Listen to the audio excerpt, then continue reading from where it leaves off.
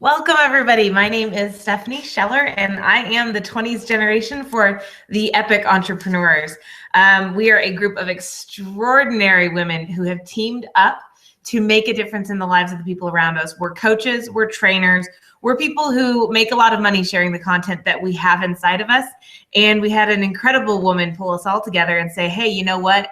I want to put this information open to the public. I want to make this information available to people online. I want to impact as many lives as we can this year. So we've teamed up. We have someone from the 20s, the 30s, the 40s, the 50s, the 60s. We have a great group here available to people online. I want to impact as many lives as we can. Oh, we've got a little bit of an echo going on somewhere. The 30s on my end, 50s, the 60s. We have a great group here available to people online. I want to impact as many lives as we can. Dottie, was that you? You got it? We got it. Okie dokie. So this is what happens when you're doing things live. Stuff goes wrong. You know what they always told me? Address the elephant in the room and then move on. So yes, we had a little bit of a kerfuffle, but hey, we're back and we're having a blast here. So like I was saying, we've got someone from the 20s, that's me, the 30s, the 40s, the 50s, the 60s. We all have different areas of expertise as far as what we get paid for, what we make our money and our careers out of doing. And for me, mine is sales, marketing, and business. And they came to me and said, Stephanie, would you talk with people about how to do finances? And I said, well, I'm not a financial planner. I'm not a financial coach. They said, no, but you know how to help people make money. And I said, well, yes, that part is true. So that's what we're going to be talking about today. And I've actually got a PowerPoint here, and I'm going to kind of swap back and forth between the PowerPoint and the live as much as I can. I think there's a lot to be said for engaging live and talking to you guys, and hopefully you'll get some sort of kick out of the facial expressions I've been told that I make. And also I have some really great stuff here to help you out. So let me go ahead and turn on my screen share here. All right, so here we go. Let's do this. So tell me, how many of you guys think back for just a quick second and let me know which of you guys were on the Google Share. Okay. How many of you guys were on the training that we did today? Really more of a blab. It was kind of like we all got on, we were chatting, we were sharing. It was great content, great information.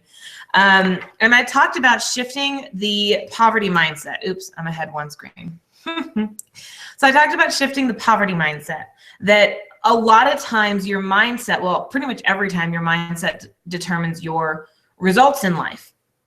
And everything you do, every person that you talk to is going to be impacted by the mindsets you set for yourself. And they talked about that last week. They talked about shifting the mind shift, changing how you look at things, changing how you think about things. And then this week I'm taking it and I'm talking about how your mind shift or your mindset changes your finances. And we talked about how to address the financial blueprint that you have that is influencing how much money you make, and how people will, only make pretty much a certain amount of money every single year, and then they'll end up falling back down to wherever they are comfortable with, right? Lottery winners, they win billions of dollars at this point, and then, in 2 or 3 years at most, some of them are back to where they started within months. I mean, how do you blow millions of dollars in a matter of 3 to 8 months? Some of you guys are sitting there saying there's no way. And at the same time, yeah, actually, that's exactly what people have done, because their mind is set. They have not shifted it to allow for an increase in finances. Now, the other thing that I kind of talked about towards the end of the session was that you have the potential to make as much money as you want. And I read an article, it was a financial advisor who was talking about how it's easier to increase your income than it is to decrease your expenses. So for example, this particular guy was talking about how it was easier for him to, if you have a budget of $2,500 a month, you bring in $2,500 a month, you spend $2,500 a month. That's how most people are set up. But if you want to start saving $500 a month, instead of trying to cut out $500 a month worth of expenses and stuff, you should try to increase your revenue, your cash flow by $500 a month. So that's what we're going to be talking about today. So the question is, how do I increase my cash flow, right? Everyone's sitting here going, we had a guy on the blab yesterday who was asking us, okay, I've got so many products and so many services and so many businesses, and I don't know which one to focus on. Well, for those of you, some of you guys are sitting on this going, holy crap, Stephanie, I don't have a product or a service. I want one, but I don't have one. So I do have to warn you guys, we're probably only going to be on here for about, I don't know. Hold on. Let me look at my clock real quick. We're probably only going to be on here for about 35, maybe 40 more minutes. So let me see if I can turn off. There we go. I'm turning off the screen sharing. So it's really, really important that you guys recognize something here. Creating your product, creating your service is not a 30 to 45 minute deal. If you want to create a really good product, a really good service that is really going to make you a lot of money, it's going to take you a lot more time than it's going to take me to walk you through the process. It's up to you to sit down with yourself and say, what am I doing? Walk yourself through. So if you're a note taker, take notes. I'm a huge, my husband was laughing at me this morning because I have journals and notebooks everywhere, right? So I've only had this notebook for less than a month at this point, and it's already almost full. But I'm constantly taking notes on things I hear, on things I learn. I have a journal where I put the stuff that's really applicable. I'm always taking notes. So if you're a note taker, take notes. If you're an audio learner, I want you to come back to this at www.247 Epic Entrepreneurs. Either look on the main one or check out the recordings. But take some time and really get clear on this, because what we're going to cover from here on out is how to move that product or service. Right. So I told you guys about yesterday, and let me pull it back up here. But it was really convenient to me because I saw someone on Facebook post as I was getting ready to go on yesterday for the talk. They go, okay, there are several possible streams of income. The first one is your earned income, which is usually a salary. But in this case, I want to take your earned income another step. I want to take your earned income to where you have a product or a service you can sell. How awesome would it be if you decide, hey, I want to go to South Padre for a weekend. Okay, South Padre is the beach. I think it's 4 or 5 hours from me. So I want to go to South Padre for the weekend. I need $500 for gas and hotel and food. I'm going to go out there and I'm going to sell $500 worth of my product or service so I can go take a vacation this weekend. Like, how cool would that be, having that kind of control over your life? So that's what I'm going to talk about, especially because most people, that's what they're comfortable with. And that's what they know is earned income. The other ones, such as profit and interest and dividends and rental income and capital gains and royalties, those are all great, but those are not all my specialty. Yes, I've got a book, and yes, I know something about royalties, and I know something about investment and real estate, but that's not what I teach. What I teach is how to move product, how to sell, how to increase your revenue, increase your cash flow, increase your wealth by selling. So I'm going to go ahead and turn back on my my PowerPoint here. So we're on to oops. Okay, so we're back here. First we're on how do I do. Here's the thing I want you to keep in mind. Oops. Wow, this is only like the third time I've done Hangout, so it takes me a little bit of extra work here. All right, so think this through. You've got great revenue going on, all right? But have you guys ever heard the term, don't put all of your eggs in one basket? Right? In all likelihood, you probably have some revenue or some cash flow coming in right this instant, either from a salary, from a job, or maybe you already have a couple of products or services that you are selling. One of the things I learned, and I learned this the hard way, was that this idea, what I've got on screen right here, it's a bad idea. Putting all of your eggs in one basket sets you up for failure. And I've seen it happen, not just to me, right? This happened back in 2013 to me when all of my eggs were in one basket. All of my revenue came from my job. And when my job suddenly decided to cut my paycheck in half, I was up a creek. I was totally, completely screwed at that point. And it wasn't even, it had nothing to do with my revenue. It had nothing to do with my production. It was a business decision that they decided to make. I had absolutely no control over it. And so from September 2013 through April 2014, my paycheck was cut in half while they restructured everything. I had no control, but guess what I did have? All my eggs in one basket. Guess where I ended up? Up a creek. I was in so much trouble. It wasn't that I wasn't able to pay my bills, but all of a sudden everything, if it hadn't been for my family, my friends, my fiance then husband now coming through to help me out, I would have been in a lot of trouble. And so I'm a huge believer in never putting all of your eggs in one basket, because sooner or later it will fall through. Sooner or later you will get yourself in trouble. I've seen tons of people, you know, there's a book out there about how to quit your job and get them to hire you back so you can work as a contractor, do the same amount of work in less time and get paid just the same amount of money. And I think that's great, but I think the problem that creates is that people then, they're getting the same amount of money, and so they don't do anything. And so sooner or later when the company decides to fire them, because guess what, as a contractor you can be fired very easily. So when the company decides to say out the door with you, they're screwed. They have nothing. So I am a huge believer that if nothing else, you need to have multiple products, multiple services that you are pushing out there so that you are never relying on one stream of income to cover your revenue, to take care of you and your family. So then here's the question, Stephanie, great, what do I do? How do I find my product? How do I find my product or my service? Or how do I pick which one to focus on? Because some of you guys, like I said, you've already got some great products or services. Maybe what you need to do right now, instead of creating a new product or service, is pick one that you really want to take through the roof this year. I'm a huge believer in the old Chinese adage that if you chase two birds or two bunnies, if an eagle chases two rabbits, both will escape. So pick one of your products, one of your services that you really, really want to focus on. You really, really want to make blow up this year.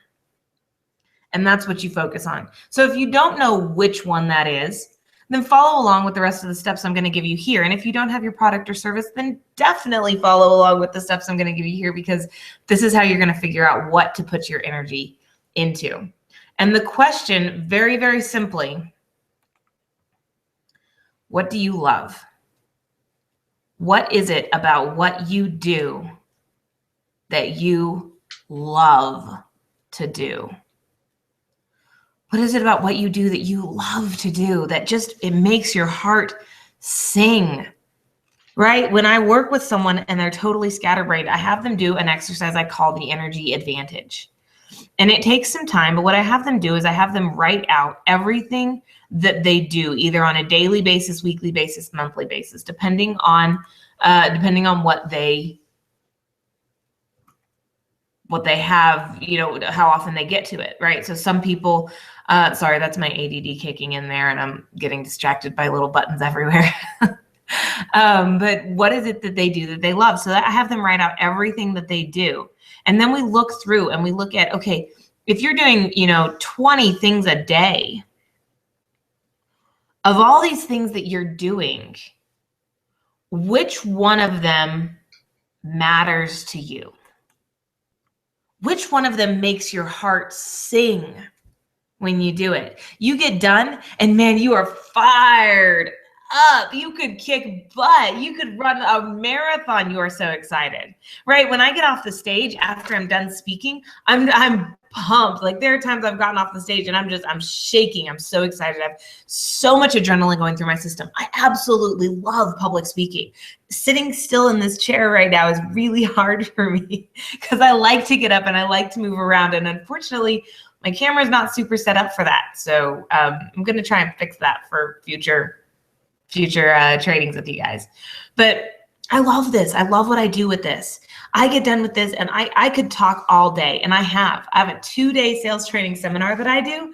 I am talking from 10 a.m. till 6 p.m. 2 days in a row. And if you think that's not hard, try it sometime. Because I get done talking and everyone leaves, and every single time I just collapse in one of the chairs and I just sit there for probably 15 minutes just trying to get up the energy to pack up the room and go home. It's exhausting, but I don't feel that when I'm in the midst of the seminar. I'm going and going, and I am just having an absolute freaking blast with what I'm doing. So what is it that you do that does that for you? Of all of the products and services you have, or of all of the potential products and services you have, what is it that you do that makes your heart sing? I met a lady the other month, last month, and she came up to me after one of my trainings, and she said, you know what, Stephanie, a lot of what you said really struck me in the heart. Thank you so much. And she handed me this little white bag. And I'm like, who comes to a training, you know, with a gift for the speaker? That's weird. I mean, cool. I'm not going to complain, but okay. I've not had many people do that to me. I mean, it was like this cute little like prepackaged bag with flowers and tulle. I mean, I was like, it looked like she'd put it together just for me. And I'm like, well, thank you. You know, I really appreciate this. And I opened the bag and it's a thing of fudge. I was like, oh my gosh, it's fudge. She was like, yeah, that's my business. Oh, fudge. And I was like, that's awesome. So we start talking and she goes, yeah, you know, got to the point where I'm ready to retire, but I can't afford to retire yet. So talked with a couple people. They asked me, you know, what is it that everyone always says you should get paid for this? What is it that everyone always looks at you and says you could get paid for this? She goes, everyone told me that my fudge was that good. Everyone told me people would pay for my fudge. And I said, that's fabulous. Now here's the step further that I want you to take. All right. So first things first, you have to think about what it is that you love to do, right? What is it that makes your heart just sing? And write it out. Okay. So take a minute. If you need to, if you're watching the recording, pause this. If you're watching it live, just make a note for yourself to go back later. What is it that just makes your heart sing? Makes the whole world worthwhile. And I want you to write that down on one side of the paper. All right, so draw 2 columns on your sheet of paper and write down the things that you do that you love to do, that you get energy from what you do. Write them down on one column of that paper. Now on the other side, what I want you to do is I want you to write down, what does the market need? This is the trick. This is where most people get themselves in trouble, because someone says, oh my gosh, you're a fabulous caterer. You should get paid for this. Oh my gosh, you bake amazing cakes. You should be a baker. Oh my gosh, you are so good at construction. You should own your own construction company. Oh my gosh, you're so amazing at X, Y, Z. You should be X, Y, Z. So here's the question, and this is where most people screw things up. I tend to be pretty honest with you guys, so sorry if some of you guys don't like some of those words, but this is where most people get messed up. This is where most people mess themselves over, and that is they forget to ask, what does the market need? Because how many of you guys took a college economics class? Or I think high school did the same thing. But you take an economics class, and they teach you about the floor and the ceiling for the marketplace, right? So the floor and the ceiling, just a quick recap for those of you who are a little fuzzy, because I had to look this back up. It was a long time since I looked at this, or for those of you who've never heard this one. But the floor and the ceiling of the market means that your price is always going to fall between the floor or the ceiling, right? The floor is what you cannot afford to go any lower than. If it costs you 25 cents per folder to manufacture that folder, you cannot sell them for less than 25 cents. You'll go out of business. But the ceiling, that's all the market will pay for it, right? So you may have the best folder in the world, and you may think it's worth $25 per folder, but if the market won't pay it, you're never going to get the price that high. So you have to look at what is the floor and what's the ceiling, what's the lowest I can go, what's the highest the market will pay. And the market has a tendency to even itself out. So if you're getting too high and you're getting too far above the ceiling, they'll stop spending money with you. And so you have to bring that back down. If you're getting too low, you'll go out of business and you won't, obviously the market got rid of you. So the market has a great technique. It's self-regulating. And I'm going to tell you something right now. When it comes to running and owning a business, the market has the same thing going on. The market has the same thing going on. If you are below the floor or above the ceiling, the market will get you out of there. So what are the floor and the ceiling when it comes to running a business? So the floor is something the marketplace doesn't need anymore. Like, I don't know, phone booths. Right? Come on. Nobody uses a phone booth anymore. Maybe if you do, I'm sorry that I'm laughing over here. But we don't use phone booths. Sorry, Clark Kent, but we don't. That's not who we are. That's not our society anymore. And so a company that devotes itself to manufacturing phone booths, they're pretty sure to go out of business. The marketplace doesn't need it. The other thing the marketplace will kick out is anything above the ceiling. What's the ceiling? Something the market isn't ready for yet. Like space travel. We don't have that gotten prepared to a place where that's ready for people to wrap their minds around, right? Aliens. Maybe you're going to pull a Family Guy thing. You've got an alien hiding in your attic. The market may not be ready for that. You have to think about what is the market actually ready to handle and what do they actually need and want. Now, here's the question. You need to define what it is you really do, because that's going to tell you whether or not the market is actually ready. Because it's really hard to determine, am I actually underneath the floor? Am I really over the ceiling? How do I tell that? And there's a very simple way, and that is ask.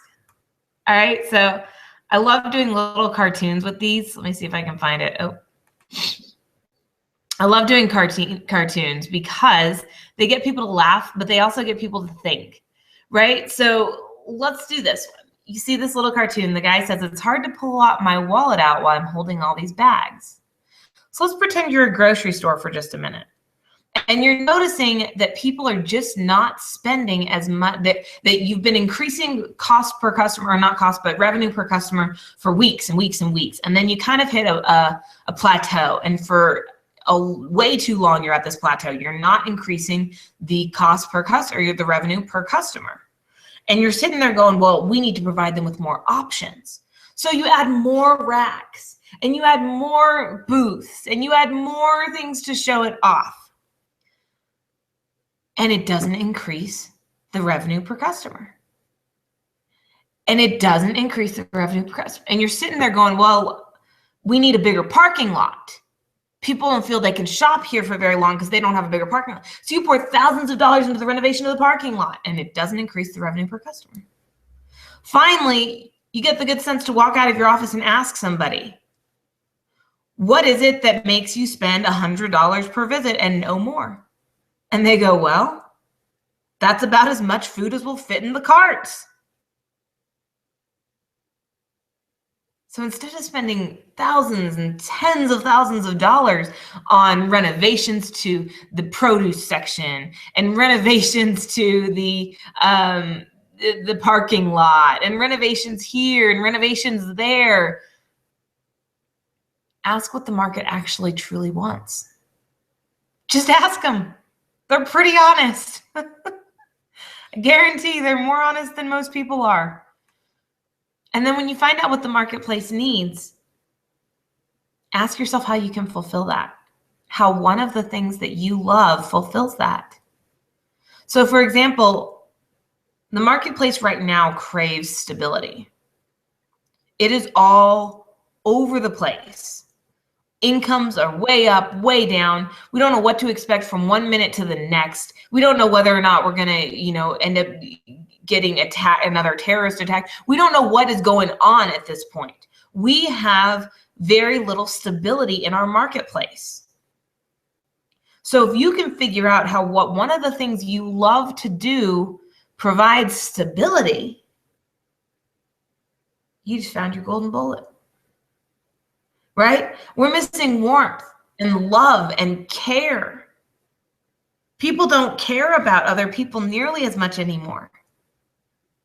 So what Fudge need to figure out how to do is to make sure that people realize that her fudge is not just fudge. It's not just sweets, because guess what? The marketplace doesn't need sweets.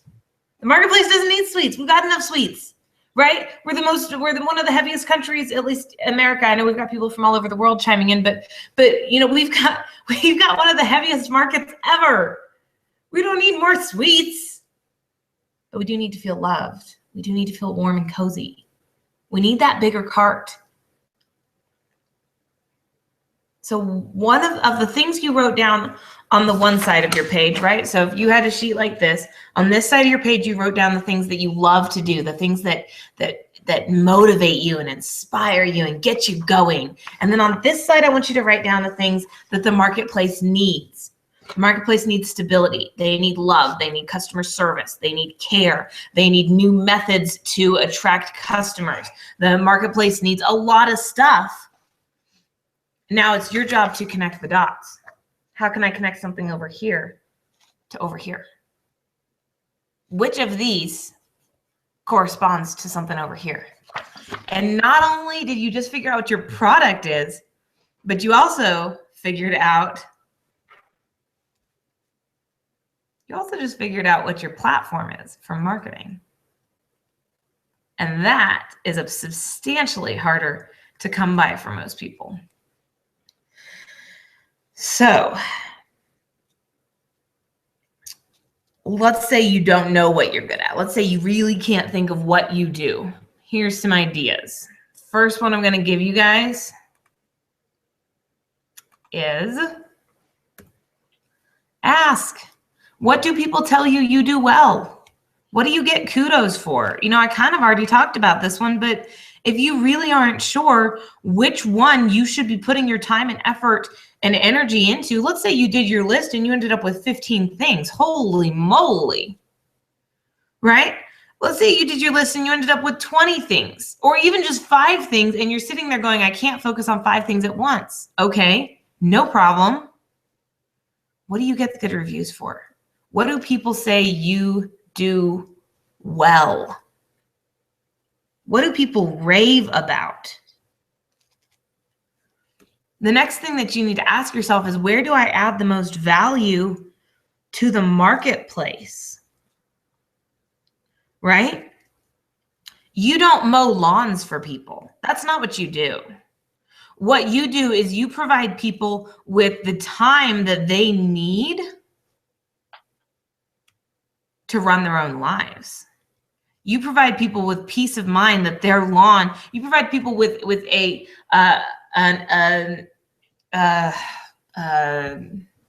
dang it, the word is slipping out of my head. But you provide people with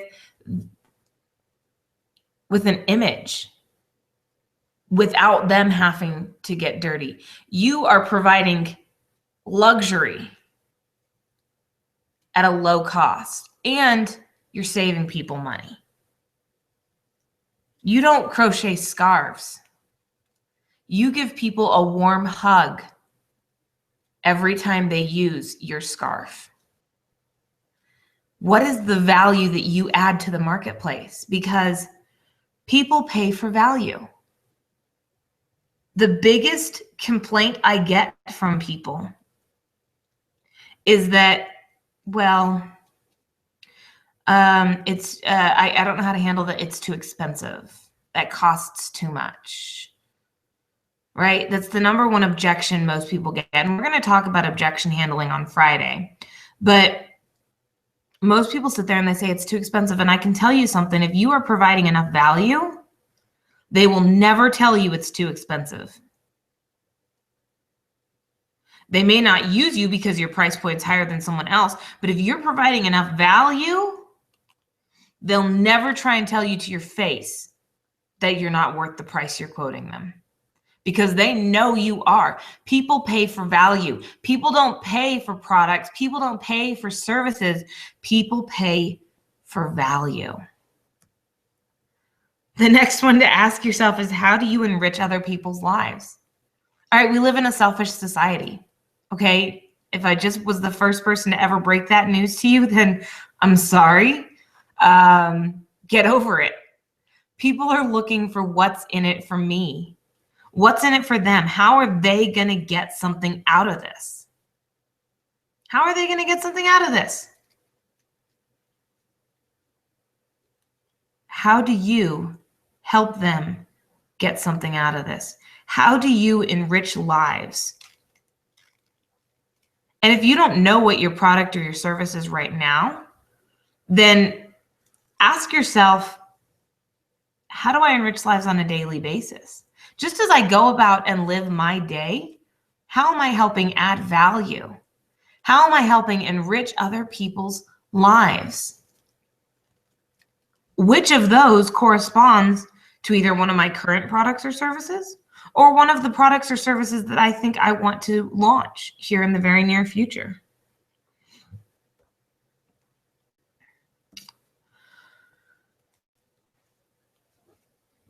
I want to pull this off real quick because I want to kind of talk with you guys just very straight here.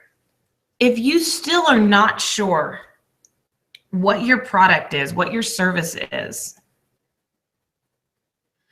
then take some time and go back through, because I have to tell you guys, and some of you guys may have seen the little screenshot that flashed across the page, and that's really more to remind me. But when I was working at my corporate job, I was really pretty unhappy. There was a lot going on that I did not want to deal with, that I did not want to be a part of. I loved what I did. I wasn't a huge fan of where I was doing it or some of the people that I had to work with to accomplish that. And it really made it hard on me because I'm a huge person. For me, integrity and being able to stand behind what I do and what I say 100% is a big deal. And to be working with people that I didn't feel I could stand 100% behind was very challenging. So I was very, very unhappy, and I tried many times over to replace my income. And one of the easiest ways that a lot of people look at to replace their income is MLMs, or network marketing, or multi-level marketing. And there's nothing wrong with these at all. Okay, they have made more millionaires than many industries.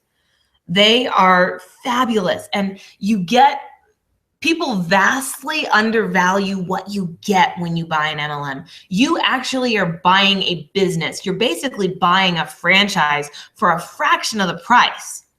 I mean, it's unbelievable what you get with an MLM, but they have a bad rap because most people fail at them, and I did too. I tried MLM after MLM, and here's the thing. While it's great and it's easy to get involved with an MLM, that you're basically buying a franchise, I never realized how important it was to have the basis of my brand pulled together.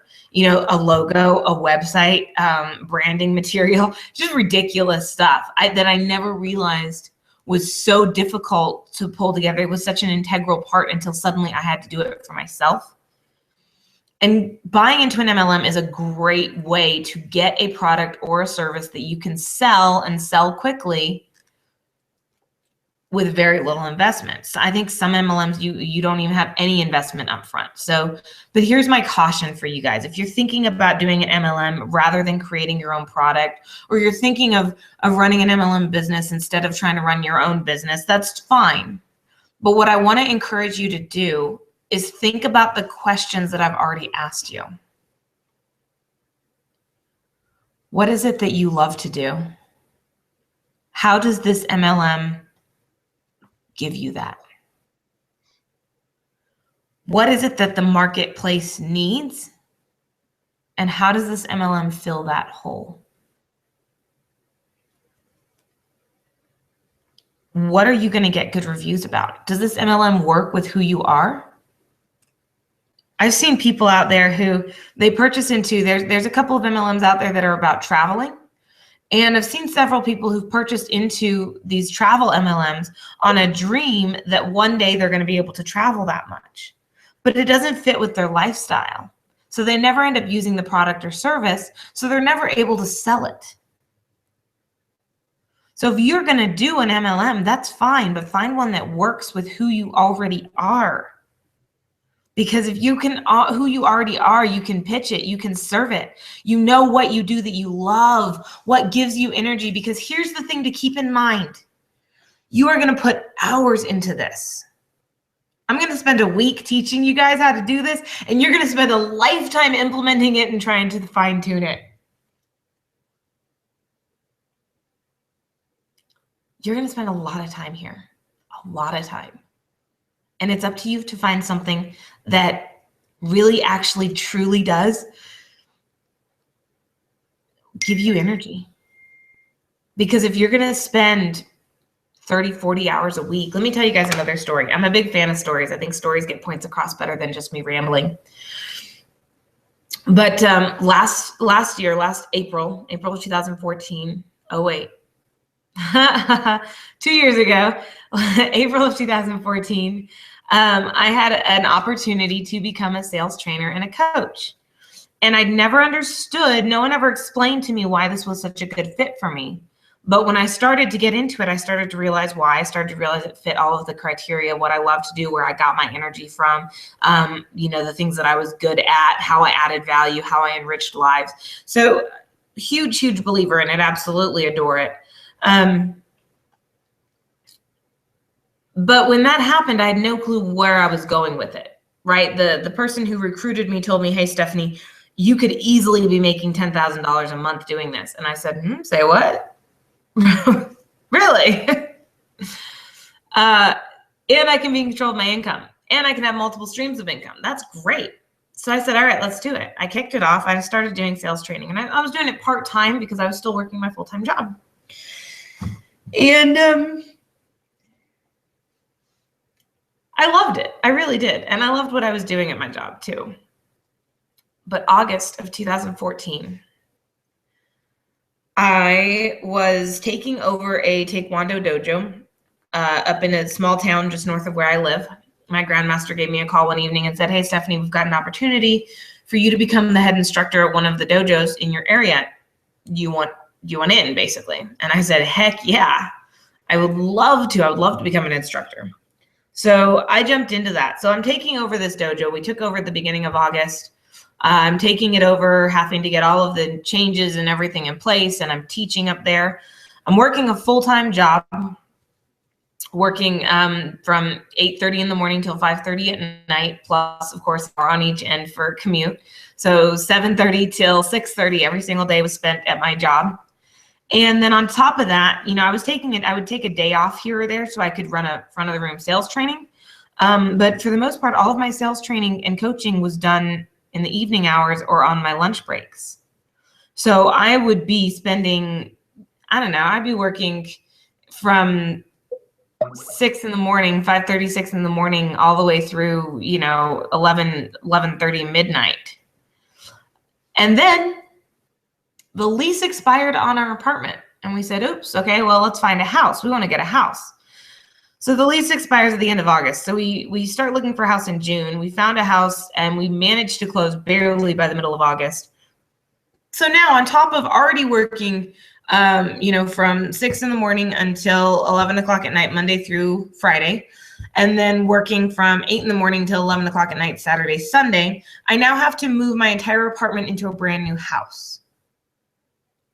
It was the single most exhausting month of my life. I don't think I have ever felt so tired all the time. I don't think I've ever felt so close to tears all the time because I was exhausted. But I can tell you guys something. Because I was doing what I loved with my business, my sales training, it didn't matter. I put as much time in as I needed to because it didn't matter that I was only getting 4 to 5 hours of sleep per night, that I was working 30 days, 45 days straight. I loved it. And here's what I want you to realize. If you want to take your business to where you want it to go, you have to love it too. You have to love it too.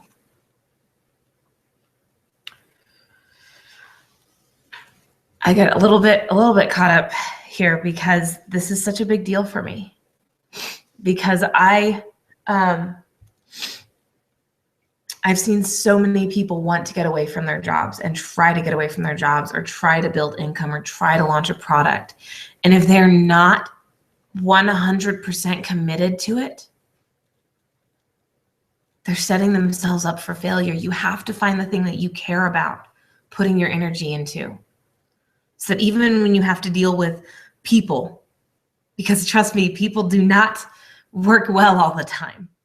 They don't do what they say they're going to do. They don't show up. They're not fully committed. You get frustrated. You have to be more committed than anybody else, because guess what? It's your life and it's your business and it's your money. There's a really great quote, and I should have pulled it off my board. I have a board full of quotes over here. But it says, you were given the dream. You were given the dream. You were given the passion. And it's up to you to make it come true.